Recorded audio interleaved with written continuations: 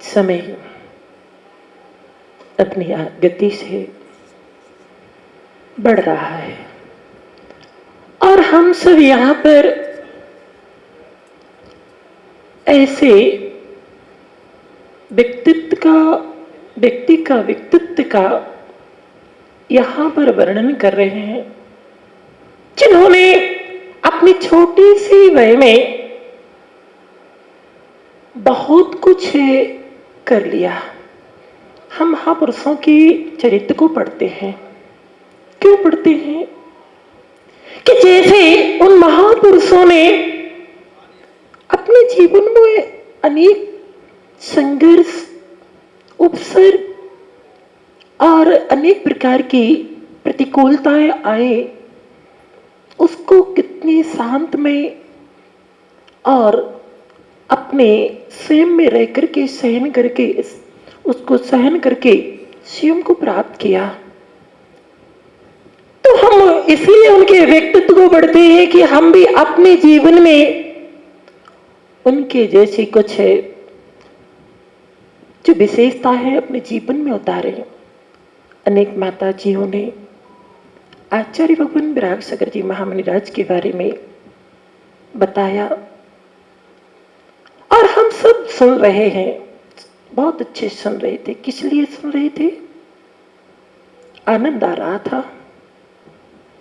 इसलिए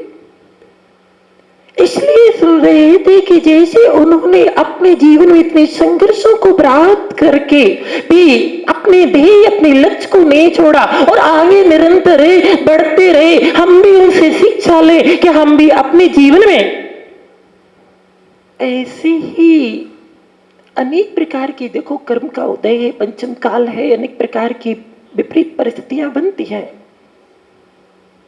खोटा काल है।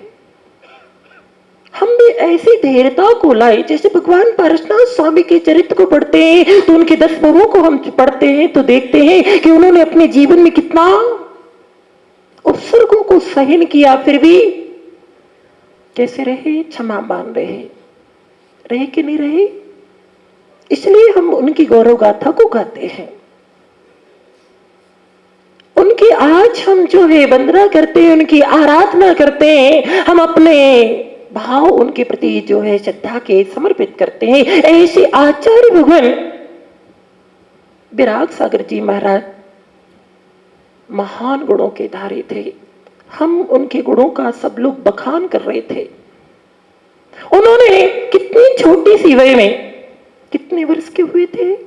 मात्र 61 वर्ष के हुए थे। 61 वर्ष में भी उन्होंने 16 वर्ष की उम्र में, प्रदीप भैया कितने? 16 वर्ष की उम्र में बच्चे लोग खेलते हैं। 16 वर्ष की उम्र में चुल्लक दीक्षा को धारण कर लिया और चुल्लक दीक्षा को धारण करने के बाद उसी समय से उनके ऊपर बहुत सारे उपसर्ग, बहुत सारे ऐसे कर्म का उदय के, उनको बहुत सारी ऐसी परेशानी हुई।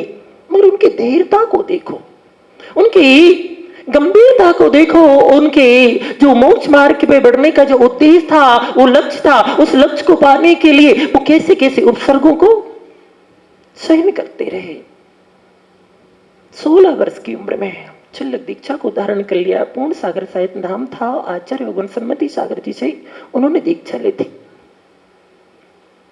फिर 3 वर्ष बाद मुनिवृत्त को अंगीकार कर लिया। यानी 45 वर्ष से 61 वर्ष में से 16 वर्ष कम कर देंगे, कितने रहेंगे?